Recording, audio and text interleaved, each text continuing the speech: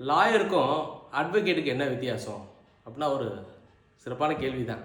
ரெண்டு பேருமே சட்டம் படித்தவங்க தான். ஆனால் அட்வொகேட்டால் தான் ஒரு கேஸை போய் ரெப்ரசன்ட் பண்ண முடியும். இந்த கடம் கோட்டாரவர்களே லார்ட்ஷிப்லாம் சொல்கிறாங்கல்ல, அதெல்லாம் அட்வொகேட்டாலாம் பண்ண முடியும். ஏன்னா அட்வொகேட்டுன்றவர் வந்து பார் கவுன்சில் பரிசு எழுதி பார் கவுன்சிலில் மெம்பராக இருப்பார்.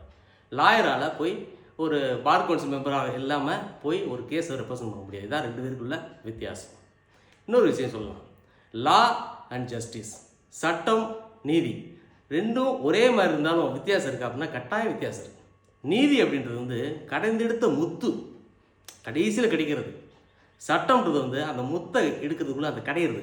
அதான் இன்னும் சிம்பிளாக சொன்னோம்னா justice is an abstract, law is the fact, set of facts.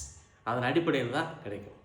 இது மாதிரி நிறைய விஷயங்களை சொல்லலாம். இப்போ அமெரிக்கா மாதிரி நாடுகள்லாம் பார்த்தீங்கன்னா it's driven by lawyers, legal teams. China is driven by engineers. India is driven by politicians சொல்லலாம். ஆனால் இந்தியா அப்படின்னு ஒரு நாடை உருவாக்கி கொடுத்தது, இந்தியான்னு ஒரு நாடை நமக்கெல்லாம் கொடுத்தது, சட்டத்தை கொடுத்தது எல்லாம் பார்த்தீங்கன்னா அந்த லாயர் தான், வழக்கறிஞர்கள் தான். ஏன்னா பார்த்தீங்கன்னா ஒரு நம்ம காந்தியிலேருந்து ஜவஹர்லால் நேருலேருந்து அம்பேத்கர்லேருந்து பட்டேல்லேருந்து எல்லாமே லாயர்ஸ் தான். இதை இன்னும் சிறப்பாக அடுத்து பேசுவோம். இந்த தீர்ப்புகளை வந்து நிறைய விதமாக பிரிக்கலாம். நடுநிலையான தீர்ப்பு, நியாயமான தீர்ப்பு அப்படின்ட்டு அதை அடுத்த வரும் பதிவில் பார்க்கலாம். இன்னும் பேசுவோம் நண்பர்களே. வணக்கம், வாழ்க வளமுடன்.